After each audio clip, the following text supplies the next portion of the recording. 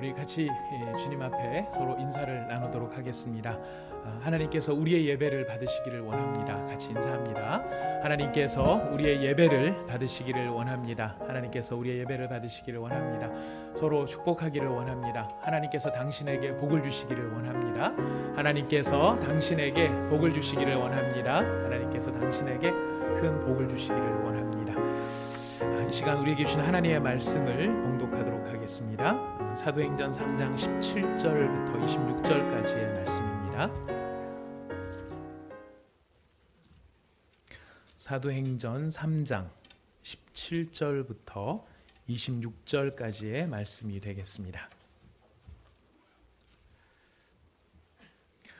다 찾으셨으면 저희가 이 말씀을 함께 봉독하도록 하겠습니다.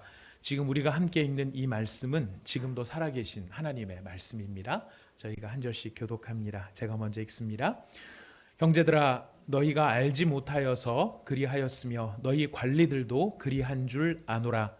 그러나 하나님이 모든 선지자의 입을 통하여 자기의 그리스도께서 고난 받으실 일을 미리 알게 하신 것을 이와 같이 이루셨느니라.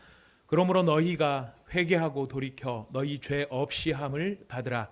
이같이 하면 새롭게 되는 날이 주 앞으로부터 이를 것이요, 또 주께서 너희를 위하여 예정하신 그리스도 곧 예수를 보내시리니 하나님이 영원 전부터 거룩한 선지자들의 입을 통하여 말씀하신 바 만물을 회복하실 때까지는 하늘이 마땅히 그를 받아들이라.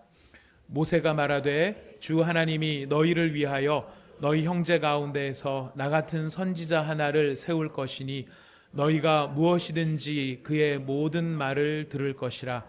누구든지 그 선지자의 말을 듣지 아니하는 자는 백성 중에서 멸망받으리라 하였고, 또한 사무엘 때부터 이어 말한 모든 선지자도 이 때를 가르쳐 말하였느니라.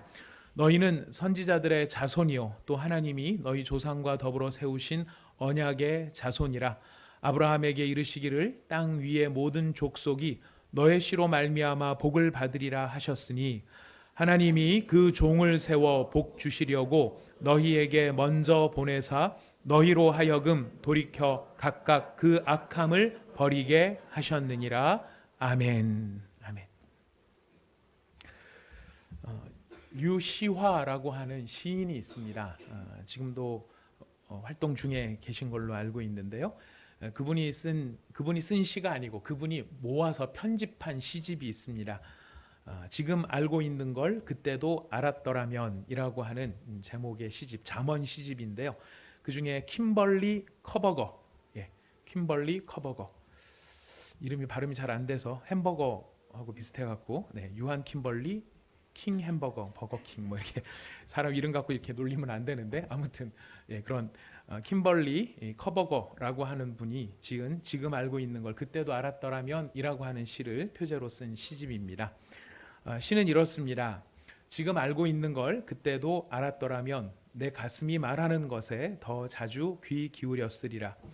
더 즐겁게 살고 덜 고민했으리라. 금방 학교를 졸업하고 머지않아 직업을 가져야 한다는 걸 깨달았으리라.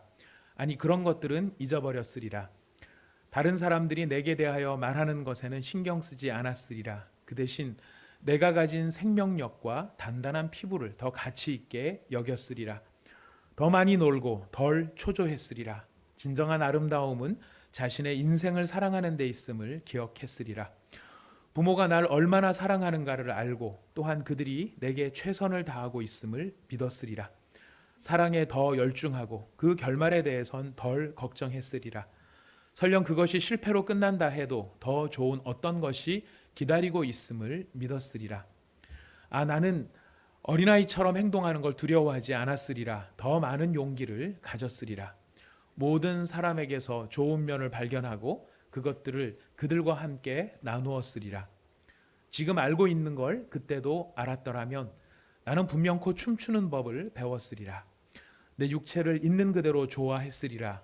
내가 만나는 사람을 신뢰하고 나 역시 누군가에게 신뢰할 만한 사람이 되었으리라. 입맞춤을 즐겼으리라. 정말로 자주 입을 맞추었으리라. 분명코 더 감사하고 더 많이 행복했으리라. 지금 내가 알고 있는 걸 그때도 알았더라면. 이런 시입니다. 이 시를 읽어보면서 많이 공감도 되기도 하고요.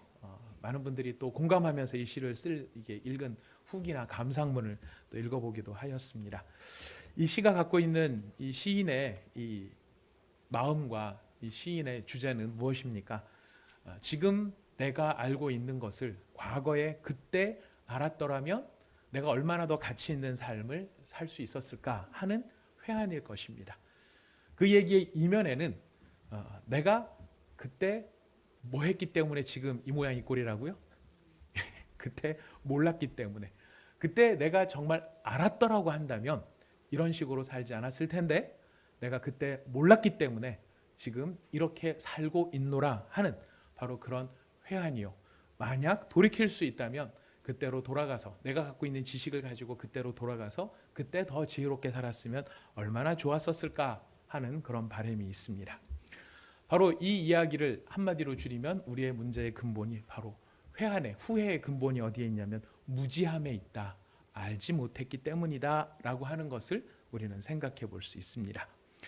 이 무지함이 여기 이 시인이 지금 회고하고 있는, 그리고 시인이 노래하고 있는 이 대목은 그냥 인생에 대해서 더 잘 살 수 있었을 텐데 안타깝다 하는 그 안타까움으로 느껴진다면, 성경에는 자신의 무지함 때문에 그의 인생의 근본을 돌이킬 수 없는, 회복할 수 없는 어떤 절망을 경험하는 사람의 이야기가 성경에 나오고 있습니다.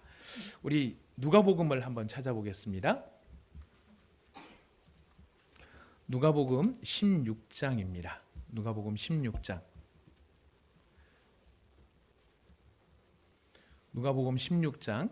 무지함으로 말미암아, 자신이 알지 못함으로 말미암아 후회하고 회한할 뿐만 아니라 어떻게 할 수 없는 고통 중에 있는 한 사람의 이야기입니다. 누가복음 16장 19절부터 30절까지 우리가 이 말씀을 31절까지 끝절까지 읽는데요. 이 말씀을 함께 읽으실 때에 한 절 한 절을 마치 우리가 밥을 먹을 때 밥알 하나 하나를 이 사이에 꼭꼭 씹어 먹는 그런 느낌을 가지고서 이 말씀을 같이 읽어봤으면 좋겠습니다. 이 말씀도 제가 먼저 읽도록 하겠습니다. 한 부자가 있어 자색 옷과 고운 베옷을 입고 날마다 호화롭게 즐기더라. 그런데 나사로라 이름하는 한 거지가 헌데 투성이로 그의 대문 앞에 버려진 채 그 부자의 상에서 떨어지는 것으로 배불리려 하매 심지어 개들이 와서 그 헌데를 핥더라.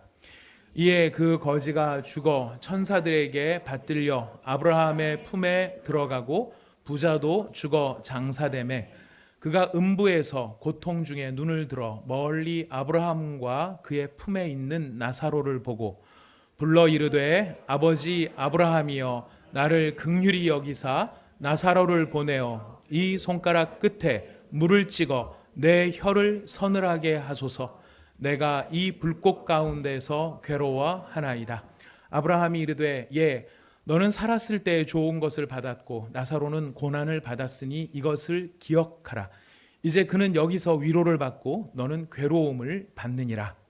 그뿐 아니라 너희와 우리 사이에 큰 구렁텅이가 놓여 있어 여기서 너희에게 건너가고자 하되 갈 수 없고 거기서 우리에게 건너올 수도 없게 하였느니라. 이르되 그러면 아버지여 구하오니 나사로를 내 아버지의 집에 보내소서. 내 형제 5이 있으니 그들에게 증언하게 하여 그들로 이 고통받는 곳에 오지 않게 하소서. 아브라함이 이르되 그들에게 모세와 선지자들이 있으니 그들에게 들을지니라. 이르되 그렇지 아니하니이다. 아버지 아브라함이여 만일 죽은 자에게서 그들에게 가는 자가 있으면 회개하리이다. 31절을 같이 읽겠습니다. 이르되 모세와 선지자들에게 듣지 아니하면 비록 죽은 자 가운데서 살아나는 자가 있을지라도 권함을 받지 아니하리라 하였다 하시니라. 여기에 등장하는 나사로와 거지 나사로와 부자의 이야기, 이것은 네가 이 세상에 살 때에 풍족하게 누리면서 살았는데 거지 나사로는 정말 많은 고생을 하고 그 고생에 대하여 저 죽음 이후에 위로를 받고 그가 거기서 하나님의 긍휼하심을 더 입는다 하는 그런 메시지가 여기에 담겨 있습니다. 그러나 그 메시지보다 더 중요한 여기 이 비유에 담겨 있는 핵심적인 말씀은 무엇이냐면, 지금 나사로의 청이 무엇입니까? 처음에는 물 한 방울이었지만 이 물 한 방울에 대하여서 그 긍휼조차도 얻을 수 없는 이 비극적인, 돌이킬 수 없는 비극의 한가운데에서 그가 가졌던 다른 소원이 있다면 그 소원은 무엇입니까? 죽은 나사로를 살리셔서 내 형제들에게 보내달라는 것입니다. 왜 그런 것일까요? 왜 보내달라고 부탁하는 것일까요? 그것은 자기가 지금 여기 있는 이유가 무엇 때문이라고 그렇게 생각하기 때문일까요? 그것은 그가 이런 곳이 있는 줄 내가 그때 알았더라면 지금 이러지 않았을 텐데, 결국 자기가 이곳에 올 수밖에 없었던 이유는 바로 그런 사실을, 이런 죽음 이후의 상황이 이렇게 될 것이라고 하는 사실을 자기가 몰랐기 때문에 자기가 이곳에 올 수밖에 없었다라고 하는 깊은 한탄이 거기에 담겨 있는 것입니다. 그런데 내 형제들한테 보낼 때 그냥 아무나 보내는 게 아니라 누구를 보내달라고 부탁을 합니까? 죽은 나사로를 살려서 보내달라는 것입니다. 왜 죽은 나사로를 살려서 보내달라고 할까요? 그런 기적적인 일이 일어난다면 내 형제들이 그 죽은 나사로를 보면 좀 더 잘 이해하고 받아들일 수 있을 거라고 생각하고 기대하고 있기 때문에, 그러니까 지금 이 부자의 바람은 무엇에 있습니까? 내 죽은 형제들이 분명히 진짜 제대로 깨달아 알기를 바라는 마음이 그의 마음속에 있기 때문입니다. 자, 근데 아브라함은 뭐라고 이야기합니까? 나사로가 설령 살아서 그들에게 가서 지금 이런 것을 이야기한다 할지라도 모세와 선지자를 통하여서 이야기하신 하나님의 말씀으로 그들이 듣지 아니한다면, 기적이 일어난다 할지라도 절대로 그 사람들이 이 상황을 받아들이지 못할 것이다 라고 이야기합니다. 이런 걸 놓고 보면은 무지함이라고 하는 것, 내가 알지 못했기 때문에 이렇게 했노라라고 하는 그 이야기 가운데는 내가 듣지 못해서, 정보가 없어서, 지식이 없어서 그렇다는 뜻도 있겠지만은, 그 지식을 아무리 많이 들었다 할지라도 그 이야기가 우리의 영혼과 마음 속에 새겨지고 스며들지 않는다라고 한다면 그것은 여전히 무지함 속에 있는 것과 다를 바가 없다는 것을 우리에게 알려주는 것입니다.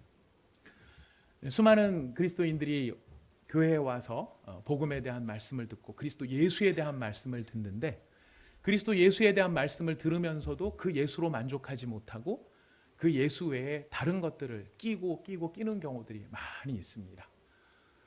이단에 빠지는 수많은 사람들의 그 미혹 때문에도 그리스도 예수로 만족하지 못하고 다른 인간의 잘못된 해석들을 거기다 끼워 넣음으로 인간들이 엉뚱한 이단들에 빠지기도 하고 엉뚱한 그 이단들의 약속 속에서 믿음을 흐트러뜨리는 그런 불행함들을 우리가 보기도 하는 것이죠.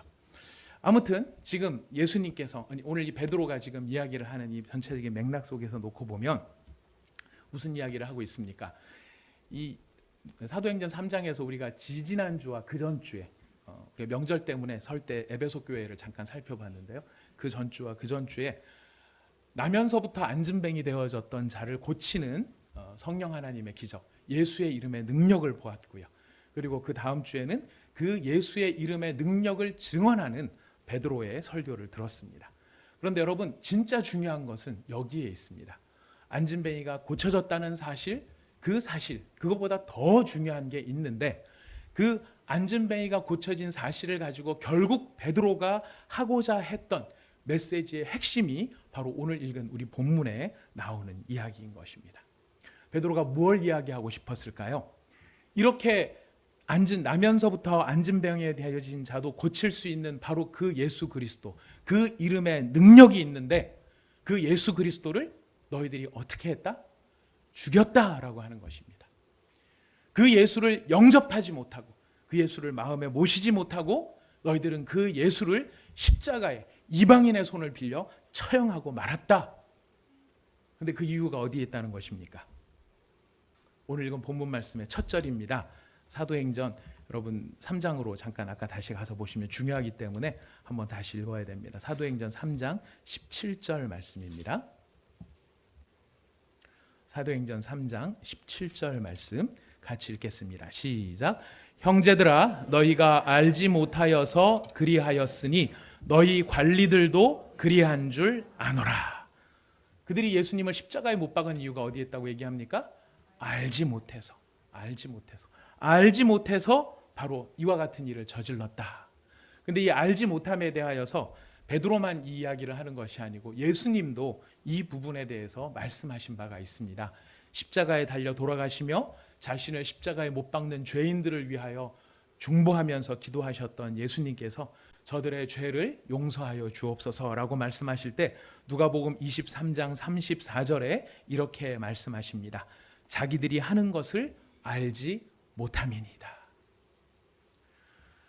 그 사람들한테 너희가 알지 못했기 때문이다. 십자가에 못 박을 때 아마 그렇게 얘기를 했다라고 한다 그러면 그들은 이야기했을 겁니다. 우리가 뭘 모르는데 알 만큼 다 알고 있고 우리는 분별할 만큼 다 알고 있고 우리는 진리가 있고 지식이 있는 사람들이다라고 아마 그 사람들은 이야기했을지 모릅니다. 그러나 예수님이 보시기에 그러나 이 성령님을 받은 베드로가 보기에 그들은 정말 진짜 알아야 될 것을 제대로 모르고 있는 사람들이었다는 것이죠. 예수님을 십자가에 못 박게 된 것이 그들이 알지 못했기 때문이라고 한다 그러면 우리는 한 가지 질문을 더 해봐야 합니다. 정말 그들이 뭘 몰랐길래 이런 예수님을 십자가에 처형하는 비극을 저질렀을까? 그들은 진짜 그들이 몰랐던 것 진짜 그들이 알아야만 되는데 그들이 몰랐던 것이 무엇이길래 이런 비극적인 일이 벌어졌는가? 예수님을 십자가에 못 박은 사람들은 그들의 무지함 때문에 예수님을 십자가에 못 박았고 그리고 한 부자는 그의 무지함 때문에 이 세상에서의 편안함과 상관없이 죽음 이후에는 영원히 꺼지지 않는 불에서 고통당하는 그런 일을 당할 수밖에 없었던 것이죠. 오늘날에도 많은 사람들한테 지식에 관한 이야기를 물어보면 알 만큼 다 아는 세대, 참으로 똑똑한 세대에 우리가 살아가고 있습니다. 그리고 어쩌면 우리가 알고 싶은 지식들은 지금 성경이 말하고 있는 바 이런 지식들이 아니라 우리가 세상에서 성공하고 세상에서 승리하고 세상에서 자존심을 세우는 데 필요한 지식들, 아마 이런 지식들을 더 갖고 싶어 할지 모르겠습니다. 만약 누군가가 코카콜라 제조 기법을 꽁꽁 숨겨놓고 있는 그 지식을 누군가가 안다라고 한다면 얼마나 그 사람은 행복할까요? 왜냐하면 최소한 코카콜라만큼은 안 돼도 절반은 나눠 먹을 수 있지 않을까? 이런 생각을 해볼 수 있게 되는 것이겠죠. 만약 어떤 의사 선생님이 암을 퇴치할 수 있는, 암이 생기는 건 어쩔 수 없지만 생긴 암을 없앨 수 있는 그런 지식을 발견해냈다고 한다면 그 사람은 정말 인류에 너무너무 큰 기여를 하고 공헌을 한 대단한 사람이 될 것입니다.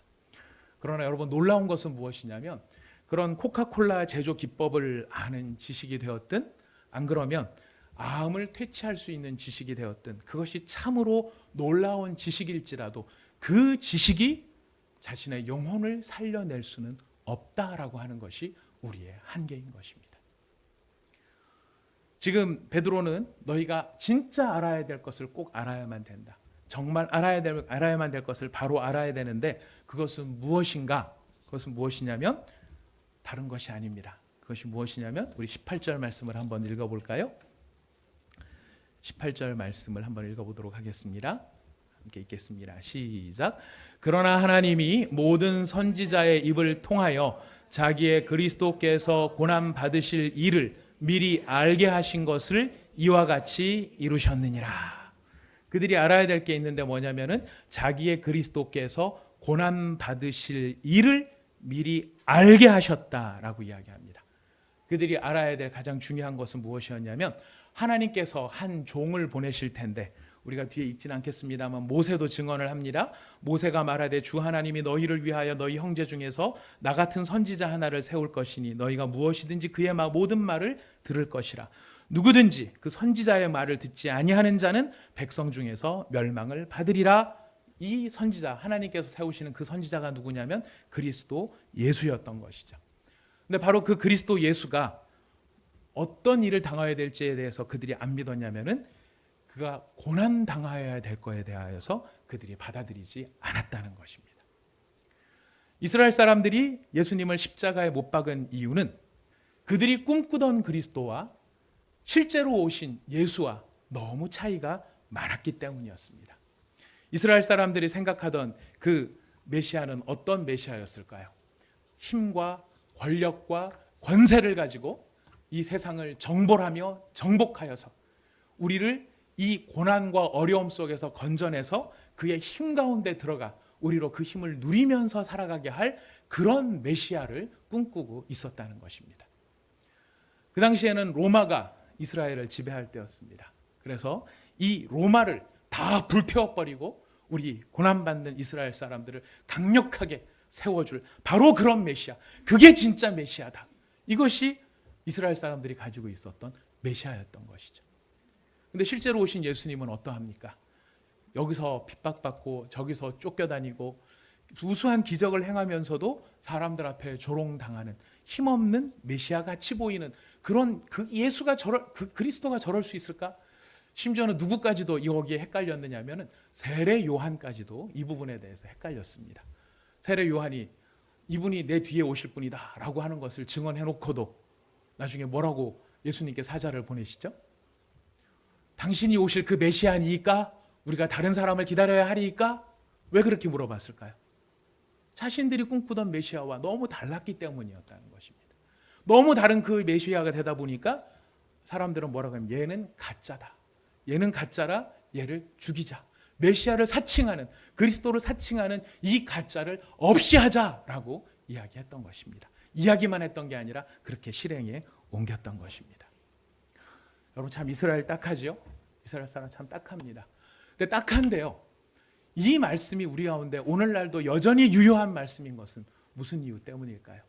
그것은 우리 각자가 꿈꾸며 원하는 그리스도의 상이 우리도 또한 성경이 가르치는 바 그 그리스도의 상을 꿈꾸는 것이 아니라 우리 각자가 원하는 메시아와 우리 각자가 바라는 각자의 그리스도가 다를 수 있다는데 문제가 있는 것입니다. 우리는 어떤 그리스도를 꿈꿀까요? 우리라고 해서 이 이스라엘 사람들이 가졌던 그런 이 그리스도의 상과 그들이 바랬던 메시아와 우리가 바라는 메시아가 다를까요? 여러분 예수님이 오셔서 여러분들한테 참 지식을 준다면 어떤 지식을 알려주시면 좋겠습니까? 번호 6개 플러스 하나 더. 우리가 꿈꾸는 메시아, 우리가 바라는 계시는 바로 그런 계시가 아닐까요? 더도 말고 주님 이번에 어디가 재개발되는지 미리만 알려주시면 10년 전에만 알려주시면 지금은 너무 올랐으니까 안 될 것 같고 10년 전에만 알려주시면 우리가 아는 지식들은 바로 그런 지식들인 거거든요. 그리고 우리가 바라는 기도 응답, 그 기도 응답을 해결해 주실 예수도 이런 예수를 우리가 어쩌면 바라고 있는지 모르겠습니다. 우리를 보호하시고 내가 필요한 걸 그때그때 공급해 주시고 내가 어떤 위기에 처했을 때 즉각적으로 나타나셔가지고 이 문제를 탁 풀어주실 바로 그런 메시아. 근데 그런 모습으로 안 나타나니까 우리는 뭐라고 생각하냐면 하나님이 나를 안 사랑하시나 봐. 하나님이 내 기도를 안 들어주시나 봐. 하나님은 나한테 관심이 없으신가 봐. 그런 예수님 같으면 어떻게 하겠습니까? 나 기도 안 해. 나 교회 안 가. 나 그냥 대충 살 거야. 나 그냥 뭐 교회는 안 갈 수는 없고 하여튼 나가긴 나갈 테지만 난 하여튼 불만이 많아.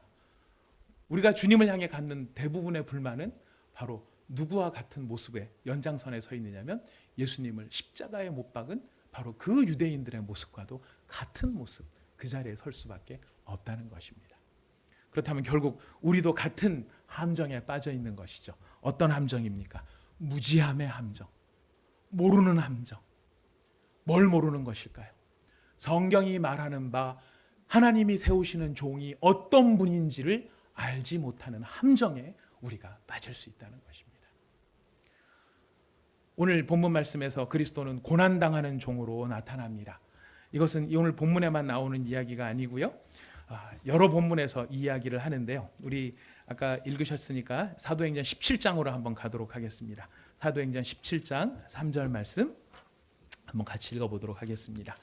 사도행전 17장 3절 말씀입니다. 사도행전 17장 3절 말씀 함께 읽어봅니다. 시작. 뜻을 풀어 그리스도가 해를 받고 죽은 자 가운데서 다시 살아나야 할 것을 증언하고 이르되 내가 너희에게 전하는 이 예수가 곧 그리스도라. 지금 사도 바울이 설교하는 내용 중에서 핵심 중에 핵심이 이것입니다. 내가 전하는 이 예수가 곧 그리스도인데 그 그리스도 예수가 무엇을 받는다고요? 해를 받는다라고 이야기합니다. 고난을 당한다. 고난을 당해야만 했다. 사도행전 26장으로 가보도록 하겠습니다. 사도행전 26장 23절의 말씀입니다. 사도행전 26장 23절 말씀 같이 한번 읽겠습니다. 시작. 곧 그리스도가 고난을 받으실 것과 죽은 자 가운데서 먼저 다시 살아나사 이스라엘과 이방인들에게 빛을 전하시리라 함이니이다 하니라. 자, 그리스도가 무엇을 받으신다고요? 고난을 받으신다. 지금 초대교회로부터 우리가 고백하는 그리스도는 두 가지 핵심적인 단어가 있습니다. 고난과 부활입니다. 고난과 부활. 그 고난 당하심이 먼저 있었던 것은 왜 그러느냐면은 우리의 죄를 하나님께서 용서해 주시기 위하여서 그리스도가 필히 고난을 당하실 수밖에 없으신데 바로 그 연약한 그리스도, 연약해 보이는 그리스도 예수를 진정으로 따르고 믿고 그 예수를 붙잡는 자가 하나님의 구원을 받게 되는데 이스라엘 사람들은 그 예수를 믿기를 거절했다는 것입니다. 오늘날도 마찬가지입니다. 오늘날도 구원을 받아야 되는데요. 여러분 우리가 구원을 받는데 예수 믿고 구원받는 것이거든요. 근데 여러분 구원받는데 무엇으로부터 구원받는지 아십니까? 여러분 구원받은 분들 제가 그런 거 물어보면은 저게 뻔한 질문을 갖고 또 이상하게 함정 파놓고 물어본다 이렇게 생각할지 모르겠지만 여러분 마음으로 한번 양심적으로 한번 이건 사실 심각한 문제입니다. 굉장히 심각한 문제인데요. 마음으로 한번 대답해 보시기 바랍니다. 여러분 구원받은 사람 맞습니까? 무엇으로부터 구원받은 사람들입니까? 우리가 다 구원이 필요하다는 것은 알고 있고 구원받았다라고 이야기하는데 무엇으로부터 구원받았습니까? 또 무엇으로부터 구원받는 것입니까? 우리가 구원받는 것은요. 하나님의 진노로부터 구원받는 것이에요. 우리가 구원을 받아야 될 필요가 있다고 그랬을 때 그 구원은 무슨 마귀의 어떤 이런 것들이 아니고요. 하나님께서 하나님을 거역한 자들을 향하여 쏟아 부으시는 하나님의 진노와 심판이 엄중하십니다. 그런데 그 하나님의 진노와 심판으로부터 구원받는 것은 누구로 말미암아 구원받느냐면 그리스도 예수의 십자가의 공로로 말미암아 구원을 받게 된다는 거예요. 우리가 진짜로 필요로 한 것은 하나님과 단절되어져 있고 하나님과 교류가 끊어져 있고 그 하나님과 우리가 뚝 떨어져 있어서 가만 놔두면 하나님의 심판과 진노 가운데 들어가서 영원히 그 영원하신 노하심 속에 우리가 망해야 되는 존재인데 하나님께서 그 영원한 심판 가운데서 우리 자신을, 여러분을, 나를 건져내시기 위해서 누구를 보내신 것입니까? 그리스도 예수를 보내신 것입니다.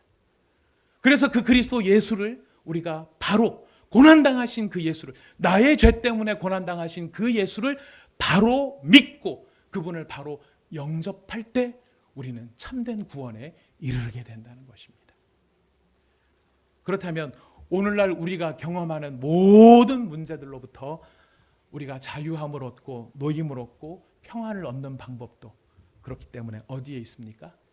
바로 그 예수 그리스도를 내가 바르게 믿는 것이고 내 마음속에 바르게 모시는 것이고 그 예수를 하나님께서 우리 죄를 위하여 보내신 그 예수를 온전히 알고 믿는 것, 이것이 우리에게 유일한 구원의 방편이 된다는 것입니다. 이스라엘 백성들이 바로 그 지식이 없었기 때문에 예수를 십자가에 못 박았던 것이죠. 예수님을 십자가에 못 박았던 바로 그들을 향해 베드로가 외치는 복음 중에 복음의 핵심적인 말씀이 무엇입니까? 그 예수님께서 그리스도시고 고난받는 종으로 하나님이 보내셨다는 사실을 알지 못해서 십자가에 그를 못 박았던 이스라엘 백성들을 향해서 베드로가 했던 은혜의 선포는 무엇입니까? 회개하고 돌이키라는 것이었습니다. 회개하고 돌이키라. 여러분 사도행전 3장을 다시 한 번만 가보도록 하겠습니다. 사도행전 3장 19절 말씀입니다. 여러분 이 말씀 너무너무 중요한 말씀이고요. 우리가 오늘날 우리가 교회를 다닌다, 내가 예수를 믿는다라고 하는 것이 그냥 어떤 흉내와 모션으로 끝날 이야기가 아니라 우리의 영혼과 우리의 구원과 우리의 미래가 걸려있는 너무나 중요한 말씀인데, 이 중요한 말씀 3장 19절 말씀 여러분 같이 읽도록 하겠습니다. 읽습니다. 시작. 그러므로 너희가 회개하고 돌이켜 너희 죄 없이 함을 받으라. 이같이 하면 새롭게 되는 날이 주 앞으로부터 이를 것이다. 너희가 회개하고 돌이키라고 이야기합니다. 회개한다는 것은 무엇일까요? 회개한다는 것, 내가 지은 죄가 얼마나 심각한 것인가, 내가 지은 죄가 얼마나 악한 것인가, 내가 이 죄를 지었다는 것이 얼마나 슬픈 것인가, 비극적인 것인가, 이대로 있으면 내가 저 지옥 가운데 떨어질 수밖에 없을 만큼 얼마나 이 문제가 심각한 것인가를 깨닫는 것. 아, 내가 정말 심각한 죄를 지었구나 하는 것을 아는 것이 회개입니다. 근데 회개는 좀 더 깊은 의미를 가지고 우리에게 다가옵니다. 우리가 막 섞어서 쓰는 말인데요, 이 회개랑 조금 구분되어지는 더 큰 말이 있습니다. 회심이라는 말이 있습니다. 회개와 회심은 좀 다릅니다. 회개는요, 깨닫는 것입니다. 내가 뭘 잘못했는지를 아는 것입니다. 회심은 내가 알았기 때문에 그 안 것에 대해서 내 마음을 돌이키는 것이 회심입니다. 말 그대로 회심입니다. 이런 것이죠. 탕자가 집을 떠났습니다. 집을 떠나서 막 고생을 하다 보니 뭘 깨닫습니까? 내가 아버지의 집을 떠나 아버지한테 이렇게 한 것이 잘못이구나 하는 것을 깨닫는 것이 회개라면, 회심은 무엇입니까? 거기서부터 출발해서 먼 나라로부터 아버지께로 돌아가는 것, 이것이 진정한 회심이라는 것입니다. 우리가 참된 하나님의 은혜를 누리는, 오늘 여기서 읽은 본문 말씀처럼 새롭게 되는 날이, 너희 죄 사함을 받으라, 죄 없이 함을 받으라. 죄 없이 함을 받을 수 있는 유일한 방편은 내가 지금 예수님을 믿노라 말하면서도, 내가 지금 하나님을 사랑하노라 말하면서도 성경이 말하는 바의 예수가 아니라, 성경이 가르치는 바의 예수가 아니라 내가 임의대로 만들어 놓고 내가 바라는 바로 그런 예수님을 만들어 놓고 그 예수님을 내가 믿노라 말하는 그 어리석음을 떠나는 것입니다. 그것이 잘못된 것을 깨닫는 것입니다. 깨달아서 어떻게 하는 것일까요? 하나님 아버지께로 내 마음을 돌이켜 하나님께로 전심을 다해 돌아가는 것이 진정한 회심이라는 것입니다. 하나님께로 돌이키는 것이 없으면 그 회개는 그냥 후회입니다. 내가 지금 알고 있는 것을 그때 알았더라면 하는 후회입니다. 후회로서는 족하지 않습니다. 돌이켜야 합니다. 죄짓고 회개하고 죄짓고 회개하고 죄짓고 회개하는 그 악순환의 고리를 끊고 죄의 사슬에 놓여있는 우리들의 모습을 성령의 검으로서 예수의 보혈로서 끊고 우리의 마음을 돌이켜 전심으로 내가 악한 것에서 떠나 거룩한 것으로 이르기를 원합니다. 내 마음을 돌이켜 주께로 나가는 바로 그 일, 그것이 바로 회심인 것이며, 그 회심이 오늘 본문 말씀에 보면 그것으로 말미암아 무엇에 이른다고요? 죄 없이 함을 받게 되는 것이고, 죄 없이 함을 받게 될 때 우리는 하늘로부터 내려오는 새롭게 되는 날, 헬라어 말로, 헬라어 원문으로 보면 이 새롭게 된다는 게 유쾌하게 되다, 쾌활하게 되다, 기쁘게 되다, 극진한 즐거움 속에 들어가게 되다라고 지금 이야기하고 있는 것입니다. 우리가 얼마나 영적인 재충전을 바랍니까? 여러분, 어떻게 영적인 재충전이 이루어질까요? 우리가 정말 기쁨으로 신앙생활을 하기를 바라는데 어떻게 하면 기쁨으로 신앙생활을 회복할 수 있을까요? 어떤 좋은 목사님 말씀을 들어서, 울산 대형교회를 다니고 계신 분이 조운 목사님이십니다. 좋은 목사님을 모셔서 말씀을 들으면 될까요? 찬양을 들으면 될까요? 어서 누가 유명한 간증하시는 분을 모셔다가 간증을 들으면 될까요? 아니, 누군가 찬양을 잘하는 분이 여기 나와서 정말 은혜로운 찬양을 잘하게 되면 우리의 마음이 유쾌하게 될까요? 아닙니다. 성경은 우리에게 분명하게 이야기합니다. 우리가 유쾌하게 되는 날, 상쾌하게 되는 날은 단 하나밖에 없습니다. 우리의 잘못된 예수 그리스도를 향한 지식을 버리고, 우리의 욕망을 따른 그리스도의 상을 버리고, 성경이 말하는 바 우리를 위하여 자신의 몸을 찢으시고 피 흘리신 그 예수님을 우리의 마음속에 받아들입니다.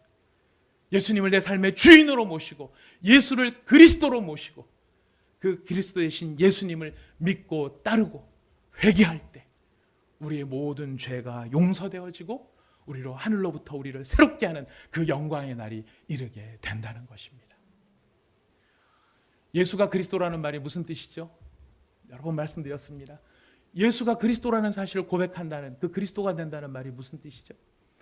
예수가 그리스도이십니다 이렇게 고백하면, 여러분 솔직히 말씀드리면 이런 경험을 해야 됩니다. 예수님이 내 삶 속에 그리스도이십니다, 이 고백을 할 때 우리의 가슴이 울려야 돼요. 울릴 수밖에 없어요. 왜냐하면 그리스도라는 말은 다른 말이 아니고, 그리스도는 여러분 잘 아시죠? 기름 부어서 세우는 세 가지 직분자, 뭐죠? 왕이요, 선지자요, 제사장이십니다. 예수님이 나의 그리스도입니다 라고 고백을 할 때는 어떤 고백이 따르는 겁니까? 예수는 나의 왕이십니다. 예수는 나의 선지자이십니다. 예수는 나의 제사장이십니다. 이것을 인정하고 고백하는 것이.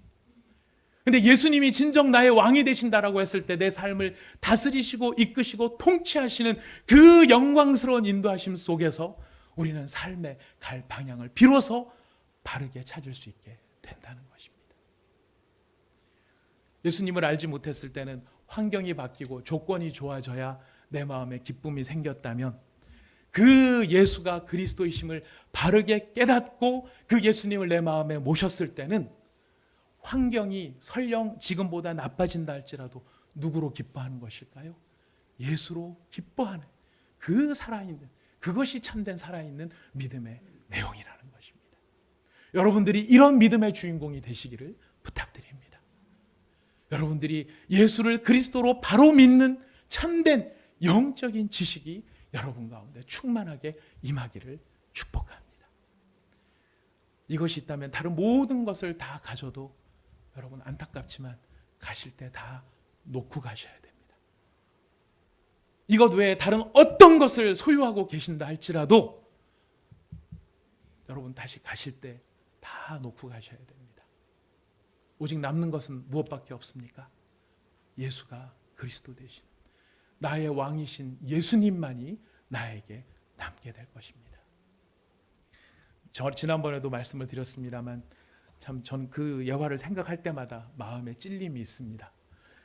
제가 신대원을 다닐 때 저는 성실한 학생은 아니었습니다.